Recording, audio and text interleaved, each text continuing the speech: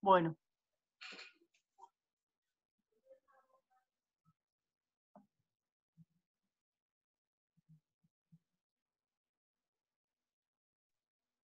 Ya está. Grabación, dice acá. Sí, ya está. ¿Está grabando? Sí, ya lo puse. Bien. Bueno. Bueno.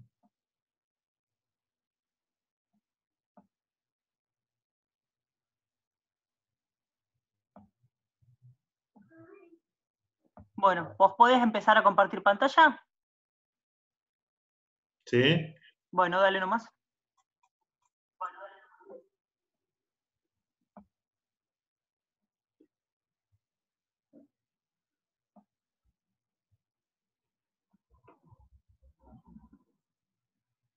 Bueno. Ahí está. ¿Sí?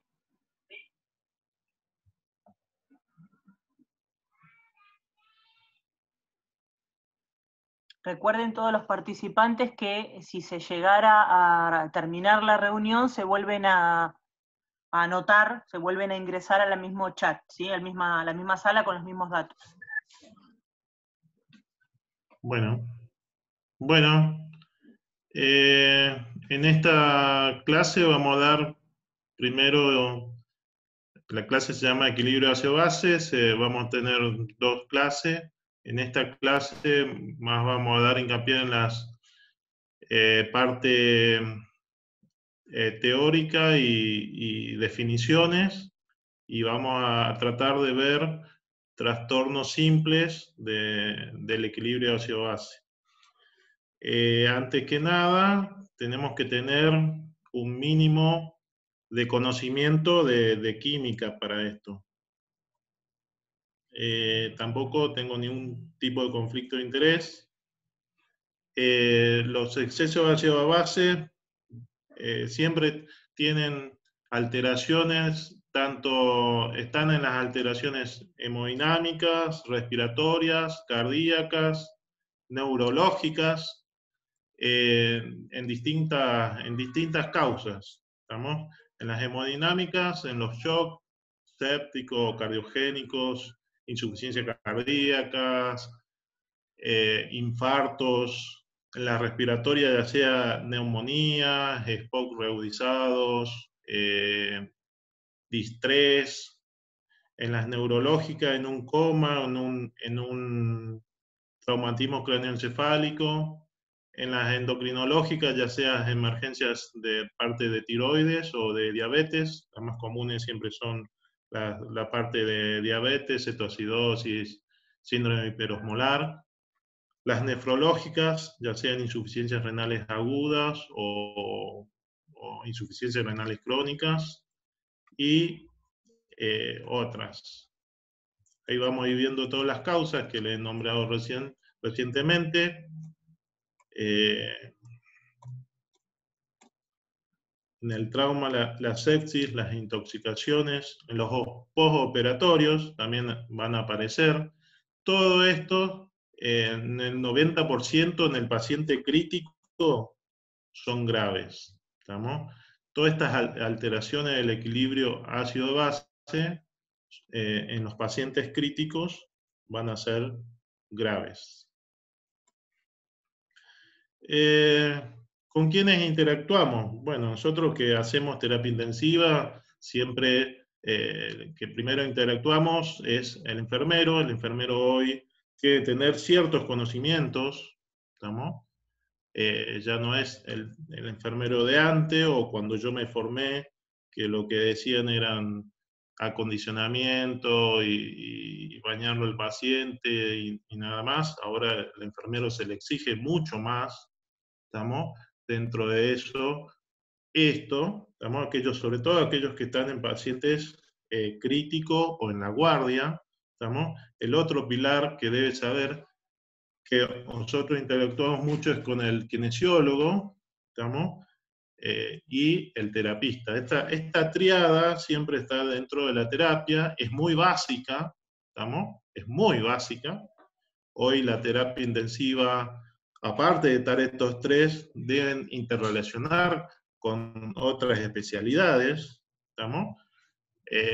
Obviamente que interactuamos constantemente con los clínicos, y los nefrólogos también, cuando tenemos pacientes que dializar o pacientes críticos en sus insuficiencias renales, y los anestesiólogos en todo paciente que va a hacer una cirugía de urgencia o tengan algún tipo de compromiso nuestros pacientes que hayan entrado en, en algo agudo. Todo esto tenemos que interrelacionar y yo me animaría a ponerlo a otro especialista que nosotros acá en esta zona todavía no lo tenemos incorporado, que son los farmacólogos clínicos. ¿Estamos? Yo me animaría a poner ahí a los farmacólogos clínicos que deberíamos en toda institución tenerlos. Contamos en nuestro servicio de terapia tampoco. Pero los farmacólogos clínicos están siendo hoy muy bien recibidos en las distintas terapias, sobre todo de Buenos Aires, obviamente. ¿Estamos? Pero es para tenerlo en cuenta y para pensarlo.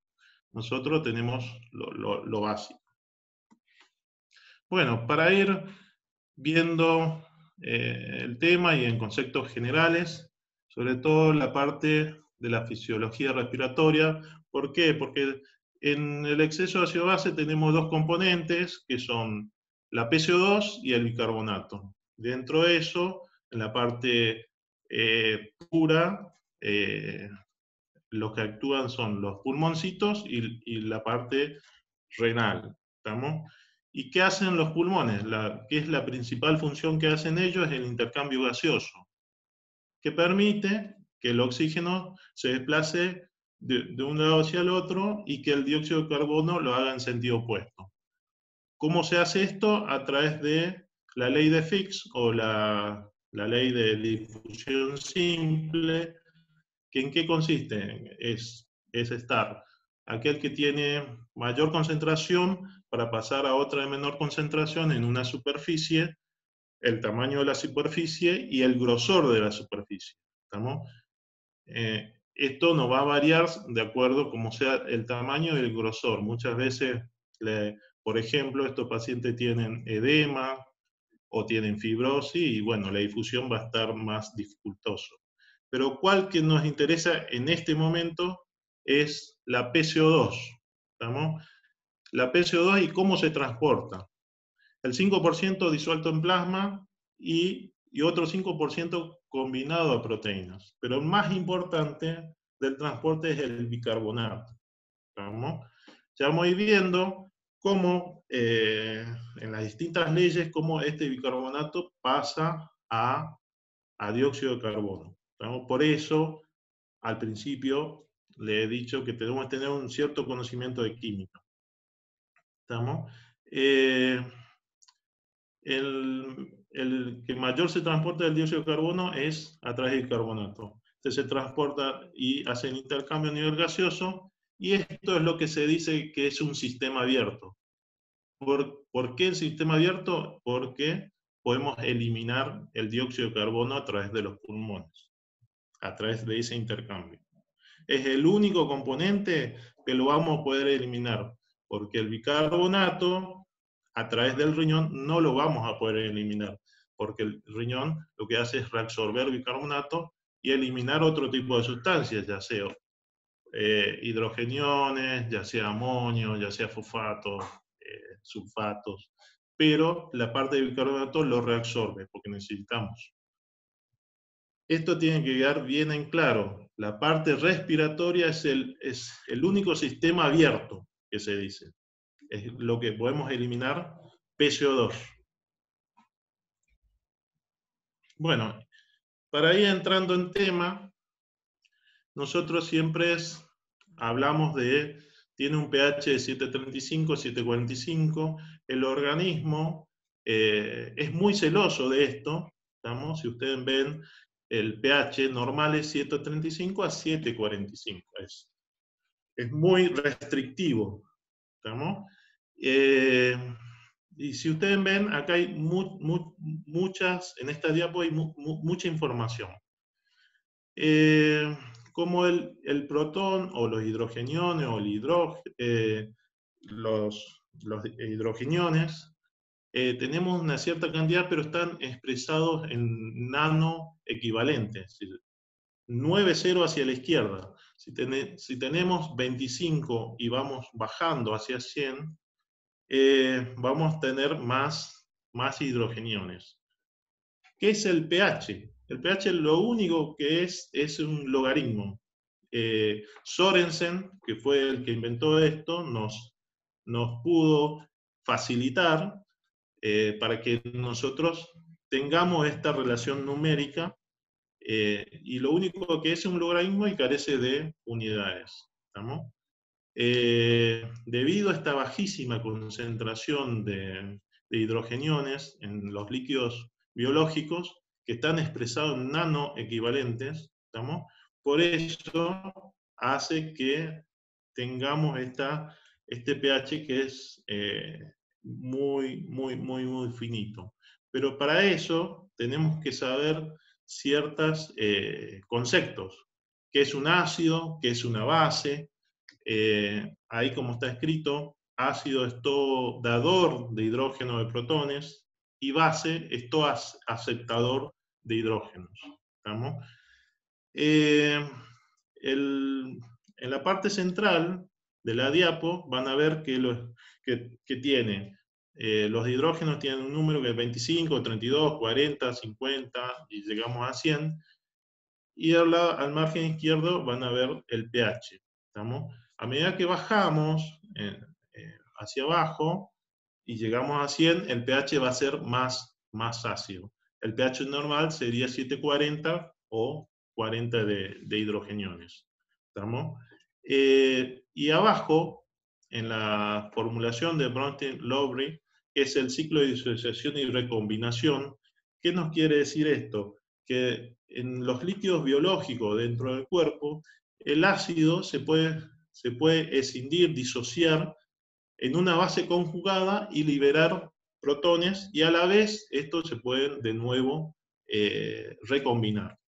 Ahí yo le puse el ejemplo del bicarbonato, ¿estamos? O el ácido carbónico, que cómo se forma. Dióxido de carbono más agua, esto va a formar ácido carbónico, pero a la vez se puede disociar de nuevo y formar agua y más dióxido de carbono, pero el ácido carbónico se puede disociar en bicarbonato y liberar hidrógenos. ¿Estamos? Eso está en constante disociación y recombinación dentro del organismo y de los líquidos biológicos. ¿Estamos? Pero acá lo que tienen que quedar en claro que es el pH, qué es una base, qué es un ácido, ¿estamos? Y esta disociación lo vamos a ir viendo durante el transcurso de la charla. Y lo que es un pH, ¿no? Otros conceptos tenemos que ver es cuando hablamos de acidosis, alcalosis. Cualquiera de los dos son procesos patológicos. Lo único que nos dice que hay un proceso patológico, en el caso de la acidosis, que hay un aumento de los protones en el medio interno, o en el caso de la alcalosis, que disminuye esa concentración. Pero es un proceso patológico. Si queremos hablar bien, en la sangre tenemos que decir acidemia y alcalemia. ¿Estamos? Pero al decir acidosis y alcalosis no está diciendo que hay algún proceso patológico. ¿Estamos? Ya sea porque hay aumento de concentraciones o porque hay disminución. Otro de los conceptos que vamos a ir viendo, que son los iones fuertes, los iones débiles. ¿Por qué? Porque hay distintos modelos, distintas teorías, ya lo vamos a ir viendo, la teoría de Hasselbalch o el modelo de Stewart, ¿estamos?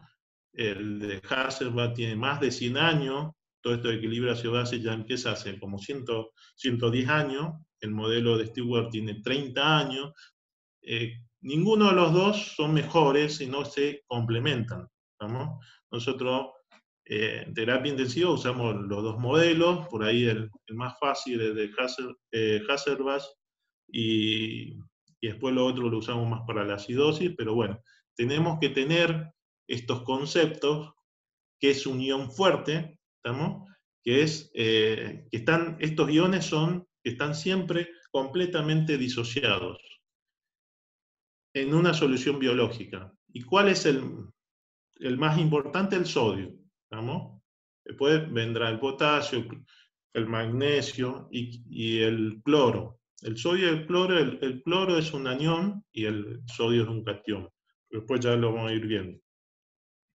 Y que los iones débiles son los que están parcialmente disociados, ¿estamos? Como el grupo hidroxidrilo del agua.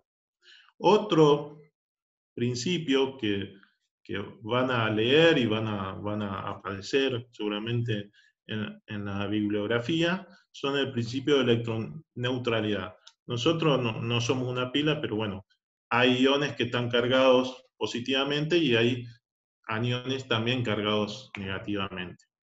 El otro es el principio de conservación de la masa. ¿Estamos? Acá, ¿qué dice? Que nada se destruye, sino que todo se va transformando. ¿Estamos? Eso es el principio de conservación de masa. Estos dos temas, sobre todo electroneutralidad y principio de conservación de masa, hablan mucho en la parte del modelo de Stewart. Y acá donde yo les decía, las cargas positivas y cargas negativas, acá en esta diapo van a ver que hay más, el catión, el sodio es el que más tiene, pero tenemos otros también como potasio, calcio y magnesio, y el cloro es un anión. ¿Estamos? Y dentro de esto también están los iones fuertes o los iones débiles. ¿Estamos? El cloro, el bicarbonato, y los ácidos no volátiles, como la alúmina, ¿estamos? Un factor muy importante, que después lo vamos a ir viendo.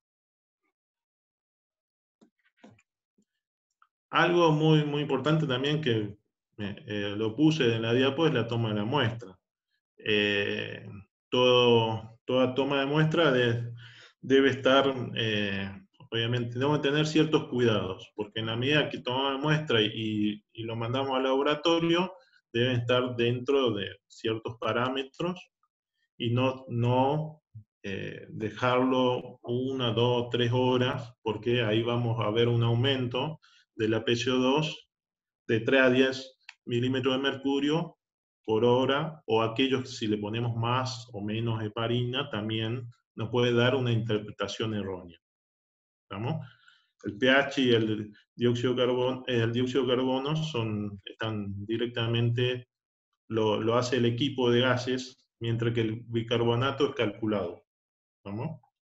Pero eso a modo de muestra y para saber cómo debemos tomar bien la muestra, porque por ahí lo dejamos y lo llevamos más tarde, o le ponemos mucho más heparina que otras veces, qué sé yo. Pues ahí pueden dar ciertos errores. Bueno, para ir entrando bien en tema, ¿estamos? Yo acá ya le fui adelantando la ecuación de Henderson-Hasselbalch. Estas ecuaciones tienen más de 100 años, ¿estamos? Ahí Henderson le puse, 1909, ya tenía la ecuación. En esa ecuación, donde dice que es 24 por la PCO2 sobre el carbonato, ¿qué nos quiere decir con eso? Que si el dióxido de carbono está alterado tanto para arriba como para abajo, el bicarbonato también va a sufrir alguna disminución o alguna alteración tanto para arriba como para abajo, y de acuerdo a eso nos va a dar ese pH. ¿Estamos? Supongamos que la PCO2 sea de 45 y vamos a hacer algo simple, ¿no? Bicarbonato 24, por reglas matemáticas, suprimimos 24 y 24 te queda 45. Y si vos haces el logaritmo de 45 te va a dar un pH de 740. Porque hoy vimos que 40 era 740 de pH, un poquito más. Eso es a modo simple, y en la ecuación clásica, esto es algo clásico que lo vemos todo y lo manejamos todo, ¿estamos? Henderson y Hasselbalch, ellos dicen que hay dos desórdenes o dos trastornos, uno a nivel respiratorio, que es la PCO2, y uno metabólico, que es el bicarbonato. ¿Estamos? Estas variables son independientes, la PCO2 y el bicarbonato, igual que el hidrógeno. ¿Estamos? Esto es el enfoque clásico donde la concentración de hidrogeniones proviene de la disociación de los ácidos. Eso es de la ecuación de Henderson y Hasselbalch. ¿Estamos? El otro modelo, el de Henderson y Hasselbalch, ya tiene más de 100 años. Eso es bastante fácil. Lo único que dice es que si se modifica el PCO2, seguramente se va a modificar el bicarbonato y por ende van a modificar el pH. El de Stewart da un enfoque de la disociación del agua, ¿no? Y propone 3 variables también independientes, pero él habla de iones fuertes, de ácidos débiles no volátiles. Los iones fuertes, ya dijimos que era el sodio, lo pusimos ahí. Los ácidos débiles no volátiles, esos son la alúmina, ¿no? El láctico, y la PCO2. Siempre van a ver que la PCO2 está dentro de estos modelos, ¿no? Y acuérdense siempre que la PCO2 es el único que se puede liberar a través de la respiración, y que la respiración es un sistema abierto. ¿Estamos? Y Stewart dice que estos modelos, donde los iones fuertes es regulado por el riñón, y que la concentración de los ácidos débiles por el hígado y la PCO2 por el pulmón. ¿No? El hígado porque es el que fabrica la albúmina. Y acá tenemos, a modo de esquema, los dos tipos de enfoques. ¿No? Ya hemos hablado, Henderson Hasselbalch, con las variables de pH, la presión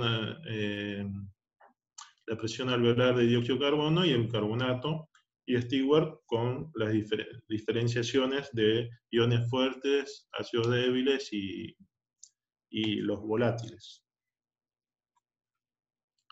Bueno, todo aquel que presenta algún tipo de trastorno del equilibrio, lo primero que van a aparecer son para amortiguar esto, son los buffers, ¿no? O lo que se llama sistema de compensación. En forma aguda, por lo general, siempre el que sale es la parte respiratoria. ¿No? El sistema respiratorio en minutos puede compensar. 50% de la compensación es la parte metabólica, lo que tiene a las 2 horas, y el 75% a las 24 horas. ¿No? Pero tenemos la respuesta inmediata en segundos.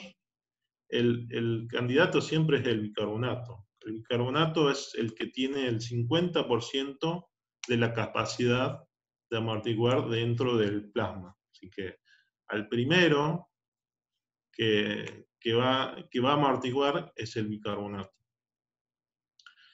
Después tenemos otras, las proteínas, ¿no? Las proteínas son muy importantes, y dentro de esto, la albúmina. Todo paciente crítico que entra con un shock séptico o un cuadro quirúrgico o un estrés quirúrgico, hace algún tipo de complicaciones, ustedes verán que siempre el que baja es la albúmina. Y una de las partes es que compensa con este sistema de compensación.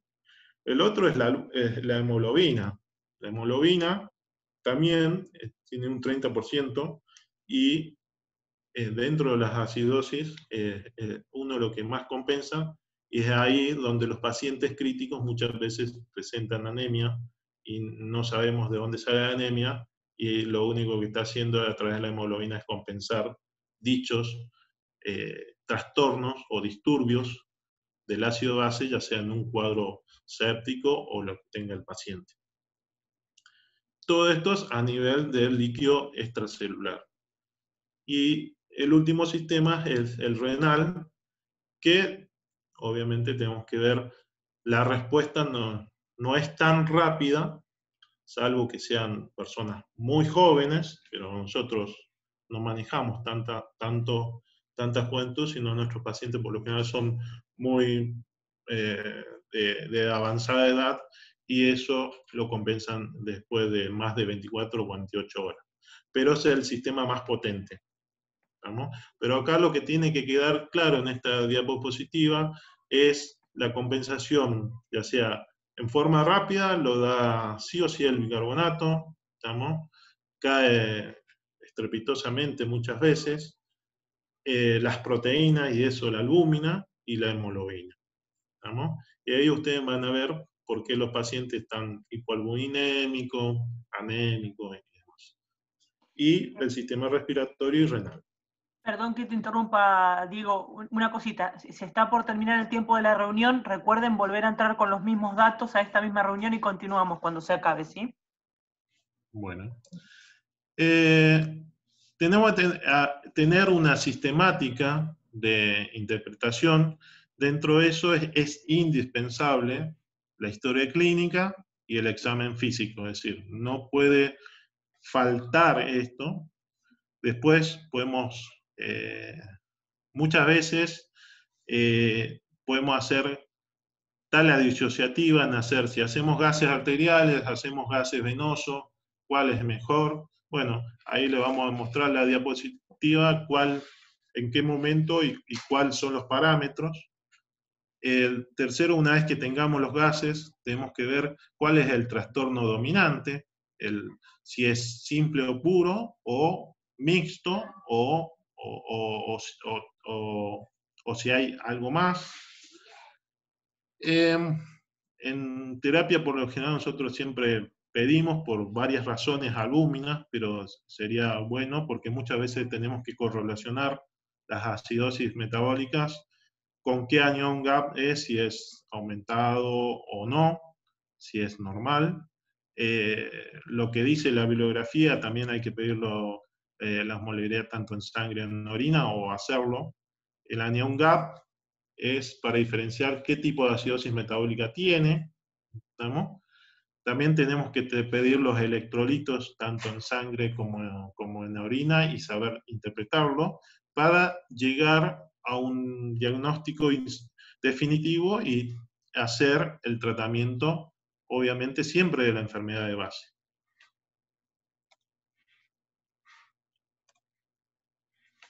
Bueno, acá tenemos en los gases, si son arteriales o venosos, con sus valores normales, tanto para uno como para otro. Por lo general, arterial, nosotros, terapia intensiva, usamos arteriales por razones, la gran mayoría están ventilados, y de parte vemos la presión de oxígeno. Si no, por lo general, a veces usamos solamente venosos. Es decir, y ahí tenemos la variabilidad en lo que es normal de tanto arterial como venoso.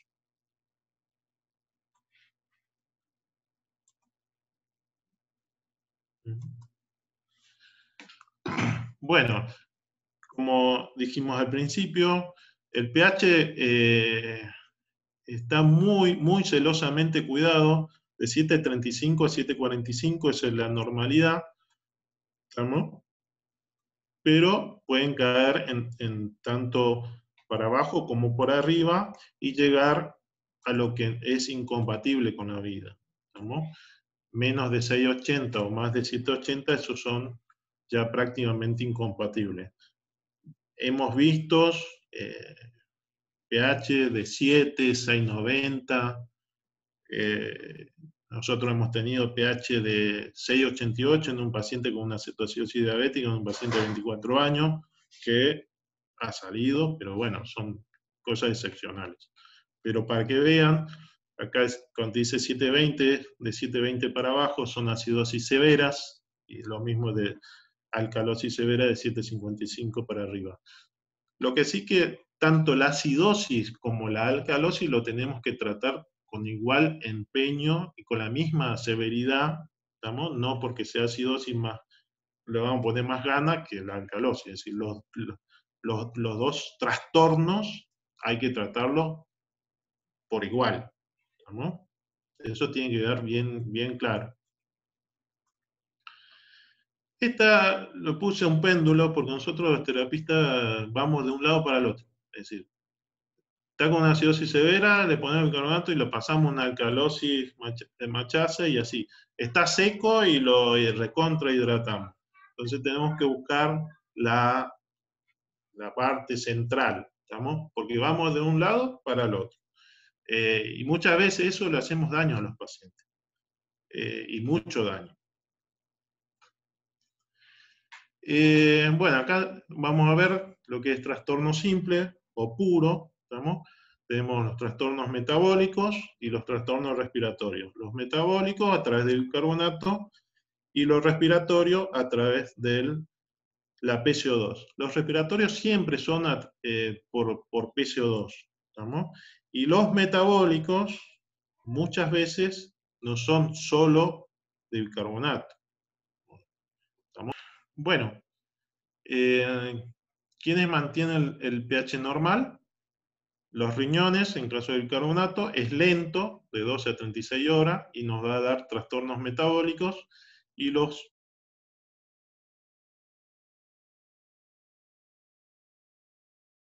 mantienen el pH normal. Para mantenerlo dentro de la normalidad, lo que es la parte del sistema respiratorio a través de los pulmones, eso es rápido, en minutos, en horas, y nos da todo lo que es el trastorno respiratorio. Y los riñones serían, en caso del bicarbonato, los trastornos metabólicos. Esto es mucho más lento, acá habla de 12 a 36 horas, pero, y más horas, depende del paciente y las comorbilidades del paciente.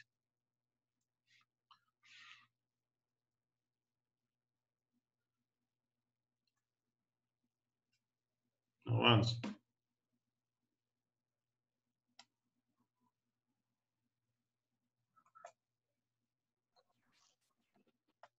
¿Qué pasó? Ahí está. Bueno, la parte, a ver si no me pasé, no. La parte clínica de los trastornos metabólicos, la parte de acidosis, lo que vamos a ver es que el paciente va a hiperventilar, cefalea, dolor abdominal, hipotensión, arritmia, inotropismo negativo, estupor, coma y hipoportasemia. Los pacientes que están con acidosis metabólica, lo que nosotros mayormente vemos son, es decir, de todo eso que vienen hiperventilando por una razón de compensación, pues como hemos hablado, la PCO2, que lo elimina a través de la parte respiratoria. Lo que nosotros vemos de aquellos que están ácidos es la hipotensión, ¿estamos? Que lo tenemos que soportar siempre con algún vasopresor. Y esto, la acidosis, te genera mucha arritmia, ¿estamos? Taquicardia, muchas veces desencadenan fibrilación auricular. Los pacientes diabéticos en cetoacidosis diabética pura vienen con dolor abdominal, ¿estamos? Y muchos, sobre todo, generan muchísima arritmia e hiperportasemia, ¿no? Pacientes que están muy ácidos generan hiperportasemia. Después, bueno, hay que ver el estupor, el coma, ¿no? Suelen estar, pero tienen que estar muy, muy, muy, muy ácidos. En caso de la alcalosis, tenemos anorexias, náuseas, calambres, confusión, letargo, distensión abdominal, la hipopotasemia y la dificultad del destete. Lo que más vemos nosotros es la confusión, el letargo, la hipopotasemia, siempre que están con alcalosis hay muchísimas hipopotasemia, y la dificultad del destete. ¿Cuáles son los efectos de los trastornos metabólicos puros? En el caso de la acidosis, ¿qué vamos a tener? Vamos a tener un pH bajo de 7,35 para abajo, entonces la flechita va a ir para abajo, la PCO2 va a estar también para abajo y el bicarbonato todo va a estar bajo, ¿estamos? El pH va a estar menos de 7,35, la PCO2 va a estar menos de 35 y el bicarbonato menos de 24. Todas esas flechitas van a ir para abajo. Esto es un trastorno metabólico puro, simple, y lo mismo, pero en el caso de al revés, en el caso de la alcalosis. El pH va a estar aumentado, el diisocarburo está aumentado y el bicarbonato va a estar aumentado. Y esa flechita va a ir todas para arriba. ¿Estamos? En el caso de la acidosis, tenemos que ver, en caso de las etiologías, como dijimos, tenemos que sacar el anion gap, pero ante eso tenemos que saber qué es el anion gap, donde, bueno, ahí tenemos los electrolitos, tenemos que sumar alguno y restar el sodio, el potasio, tenemos que sumar, más la resta de bicarbonato con el cloro. De acuerdo a eso nos va a dar un número, el anion gap normal por lo general está 16, pero si tiene mayor aumento, tenemos que sospechar, mayores de 20, 25 de anion gap, tenemos que sospechar, o tenemos que tener esta cicla, que es Kussmaul, ¿estamos? Que nos va a dar estas etiologías, ya sea cetoacidosis, en caso de uremia alta, o intoxicación por salicilato, metanol, o ácidos orgánicos, o acidosis láctica, en caso de algún sepsis. Y si es con anion gap normal, la 3D y la I, que sería diarrea, o pacientes quirúrgicos que tengan con drenajes, zona nasogástrica, fístulas, las fístulas, muchas veces fístulas alto débito generan mucha pérdida, o un ilio paralítico, o si no tenemos que pensar en una acidosis tubular renal o un hiperaldosteronismo. Y en el caso de las alcalosis, la etiología suelen ser por contracción de volúmenes, porque hay muchas pérdidas, ya sea porque esté iliado con algo gástrico o esté saliendo mucho la parte renal y tengan poliurias o diarreas, ¿estamos? O que nosotros le hemos hecho mucho para sacarle líquido, un exceso de diuréticos, o los pacientes en terapia por ahí algún distresado, se le hace muchos corticoides, o estos pacientes COVID de hoy, donde por lo menos 10 días están con dexametasona, también pueden generar aumento, aumento de la alcalosis, un hiperaldosteronismo, o el exceso de aporte de bicarbonato, como le decía, el péndulo, es decir, está con acidosis y yo le pongo 2 o 3 bicarbonatos y lo paso de la acidosis a la alcalosis. Entonces, el exceso de aporte de bicarbonato, todo eso nos puede llegar a la alcalosis. Pero siempre tenemos que sospechar la contracción de volúmenes, porque ya sea porque viene mucho por zona nasogástrica, o ya sea porque nosotros le hemos administrado furosemida, o el paciente está con mucha diarrea. Y otro que no nos tenemos que olvidar, que nosotros empleamos mucho, son los corticoides. Y eso no puede generar alcalosis.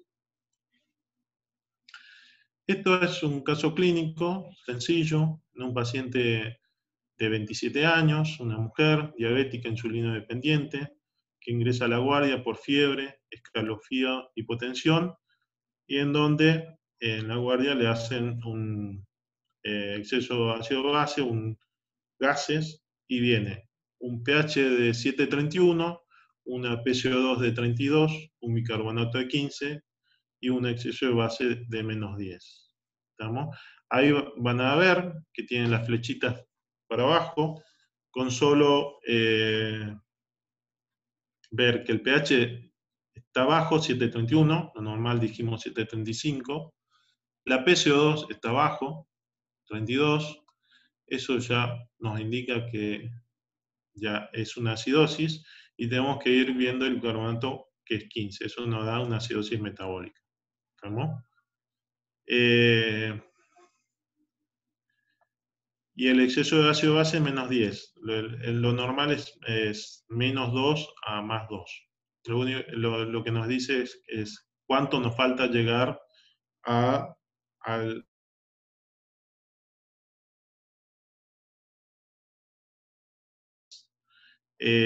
Acá tenemos entonces una acidosis metabólica, obviamente que después nosotros tenemos que ver la causa que le llevó a la acidosis metabólica para seguir el tratamiento y mejorar esto. ¿Estamos? Del otro lado tenemos un varón de 36 años con un golpe de calor y una fiebre de 40 grados. Tenemos un pH 7,53, una PCO2 de 44, un carbonato de 30 y un exceso de ácido base más de 8. ¿Estamos? El pH está para arriba, el carbonato está para arriba, y eso nos da una alcalosis metabólica. Acá, por el golpe de calor, debe estar hipovolémico, y más tarde con pérdidas, con fiebre, así que todo eso nos da una alcalosis metabólica. Trastorno respiratorio. ¿Vemos? Los trastornos respiratorios, la acidosis respiratoria, la clínica, por lo general, la PCO2 en estos casos va a estar muy, muy alta, y por lo general tenemos pacientes confusos, nos puede llevar con cefalea, letargia, muchas veces en coma, ¿estamos? Miopsis, papiledema, arterixis, diaforesis, hipotensión y arritmia. Los pacientes que tienen mucha concentración de PCO2, por lo general nosotros vemos letárgicos y en coma, ¿estamos? Si tiene una PCO2 de 80, 70, por X causas, los pacientes vienen muy letárgicos. Y en caso de la alcalosis, presentan parestesias, calambres, mareos, arritmias, hipocalcemia y hipomagnesemia.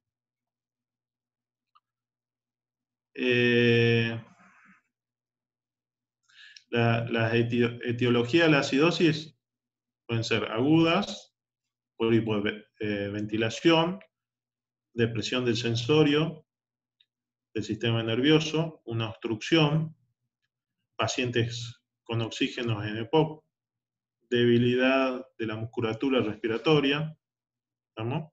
Bueno, edema de pulmón, paro cardíaco y distrés. Por lo general, el paciente viene con hipoventilación, depresión del sensorio, que hace que no pueda ventilar, porque si ya se le ha administrado algún fármaco o por X causa que haya hecho una depresión del sensorio, o tenga algo, alguna enfermedad, o haya hecho un accidente cerebrovascular o algo que no permita la ventilación normal y retenga CO2, va a generar siempre retención y por lo pronto depresión del sistema nervioso, y va a llegar a un coma. Y en el caso de los crónicos, el típico es el EPOC, el típico retenedor de dióxido de carbono, o aquellas que tengan alguna enfermedad neuromuscular, o los gorditos con apnea del sueño. ¿Estamos?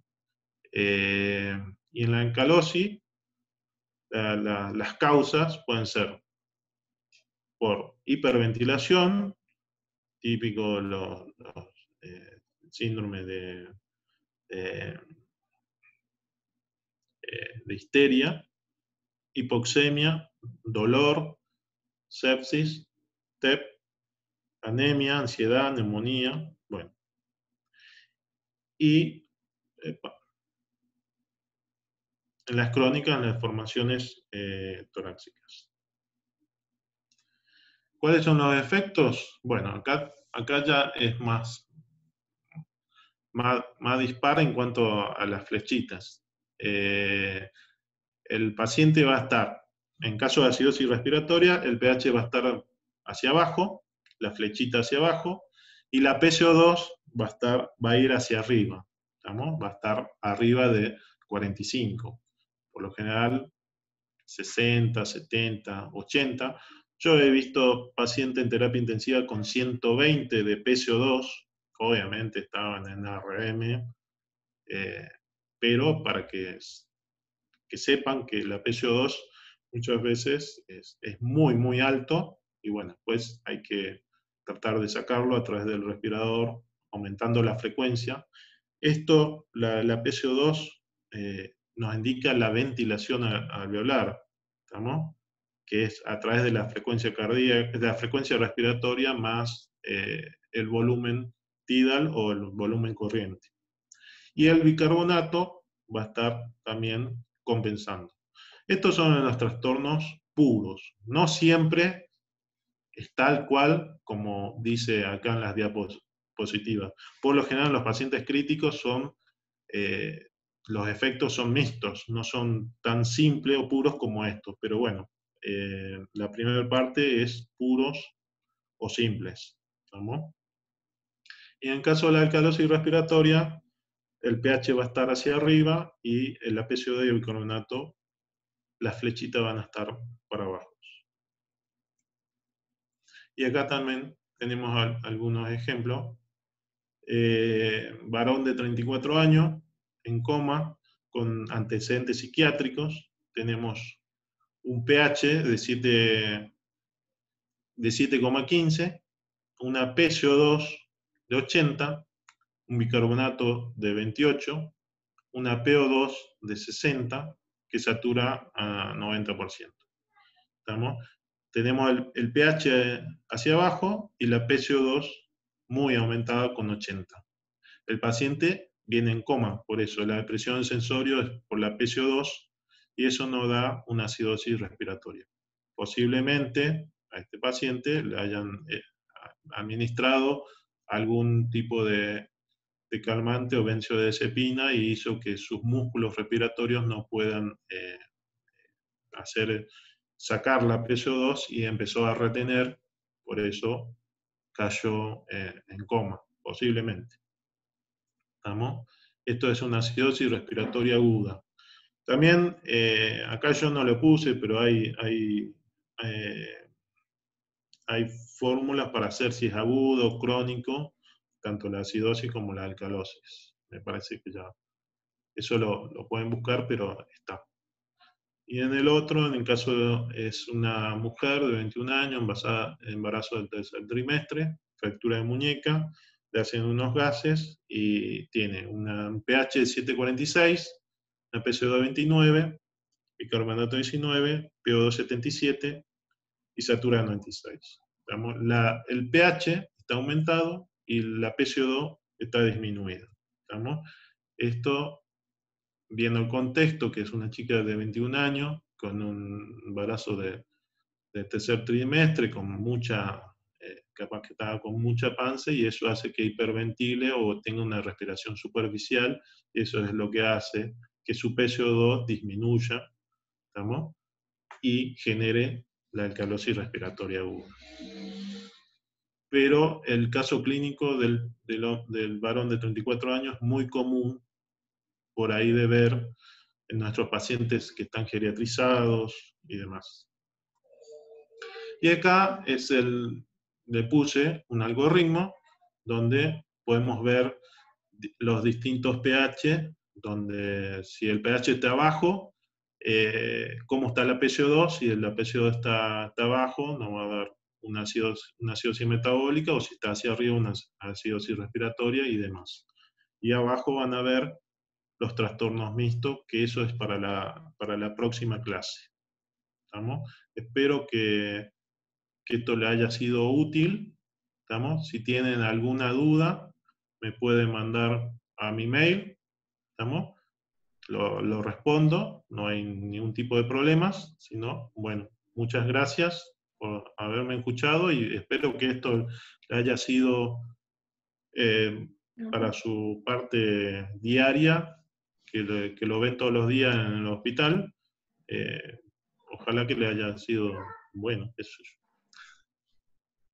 No, muy bien, No sé si Diego. tienes duda. La verdad que es un tema muy complicado y... No, el equilibrio ácido-base es muy complejo porque hay que también valorarlo por la parte clínica, no es solo puro para... laboratorio, y después hay que ir viendo.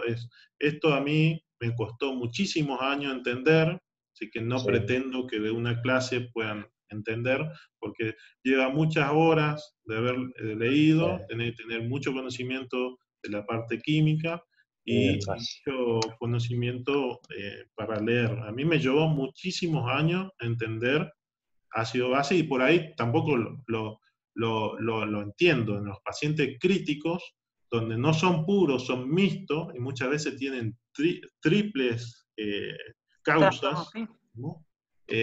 Nos cuesta mucho entender. No es Sí. fácil, por eso No, no no pretendo. solo esto que vos decís de la lectura, sino aprovechar cualquier oportunidad de mirar un estado ácido base con el paciente, porque como vos bien decís, yo creo que los resultados del laboratorio es uno de los más desconcertantes si uno no tiene un conocimiento cabal de lo que está pasando el paciente. Pero sí, igual que el electrocardiograma, por ello le encuentro muchos paralelismos en que uno puede aprenderse toda la teoría, pero después si no ve 10 electrocardiogramas por día a lo largo de su práctica, está muy difícil que fije o que lo capte. Sí. Estas son las bases teóricas. Totalmente. Y después a mirar estado ácido bases sistemáticamente. Con esta última estuvo muy bueno ese resumen que dijiste y me gustó mucho la mnemotecnia para recordar las causas de acidosis metabólica, que te la voy a robar seguro porque es un tema, ¿no? Así que bueno, no, muy bien, me gustó mucho. Hay que estar siempre leyendo esto porque te pasa por arriba. Es más, no es solo, en este caso, acá, equilibrio ácido-base, vemos dióxido de carbono y bicarbonato, pero en realidad el paciente, el medio interno, no es solo eso. Tenemos que ver el sodio, tenemos que ver el potasio, tenemos que ver la tonicidad plasmática, cómo está el paciente. La glucemia, muchísimas entonces, cosas. las glucemias. Calcio, magnesio, aluminio. No es, por eso digo que el tema no es fácil y volcarlo a mí me fue bastante difícil, por eso no pretendo que de esta clase todos salgan aprendiendo, pero sí las cosas básicas, qué es un ácido, qué es una base, cuáles son las variables independientes, la PCO2, el bicarbonato, los hidrogeniones, eso sí, porque eso es fundamental en equilibrio ácido-base. Ni hablar. Sí, sí. Pero uno lo puede estudiar toda la vida, ¿no? Las bases quedaron muy bien, muy claras y te agradezco un montón, Diego. Estuvo muy bueno. Excelente. La semana que viene, se me adelanto, vamos a hablar de trastorno mixto, que, bueno, eso por ahí van a ver, como decía vos, que tiene un pH de 740 y no te dice nada, pero en realidad tiene doble trastorno. Entonces tenemos que buscarlo. Y eso lo vemos mucho en terapia intensiva. Eso lo vemos mucho. ¿Estamos? Y eso lo vamos a hablar y después vamos a hacer un poco de ejemplos y no voy a entrar a trastornos triples porque eso ya es muy complicado. Eso es maldad pura. Sí, eso ya es maldad pura. Eso es para el doctor Ongian.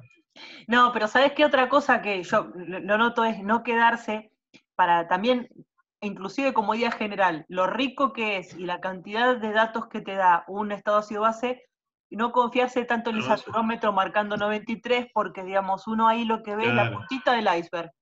Lo que está abajo es inmenso, así que no quedarse con ese dato como sola cosa. ¿Sí? Inmenso. El medio interno es muy difícil. Sí, y es muy difícil de darlo y explicarlo. Entonces, es complicado. A veces, personalmente, dando una clase es difícil explicarlo, y tenés el pizarrón y tenés todo. Sí. Y es más difícil explicarlo por Zoom. Pero, la verdad que te felicito, porque no es un tema fácil para dar. No es un tema fácil. Desde ya le digo que esto a mí me encanta. Voy a decir por acá, yo siempre me gustó medio interno, más yo siempre quise ser nefrólogo, así que me encantaba medio interno. Siempre hay tiempo, Diego. Y bueno, sí, sí. ¿Por qué no? Pero con las mellizas y Milagros ya es medio difícil. Entonces esto siempre me gustó, pero es bastante complejo.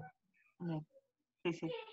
Bueno, entonces los esperamos el martes que viene, a la misma hora. A mí Vamos a mandar los datos. Sil, ¿Sí? a mí me gustaría que aquellos que se queden con las dudas me manden por el correo, si tengo tiempo lo contesto. Bueno, yo voy a mandar tu correo, si vos me permitís, con los datos Sí, de sí, la sí. reunión. Sí, Lo por eso lo puse incluyo. ahí en la diapo. Genial. Incluyo tu correo para cualquier duda puntual que quieran hacerte, ¿te parece? Sí, total, no Con hay los ningún datos para problema por eso. la próxima.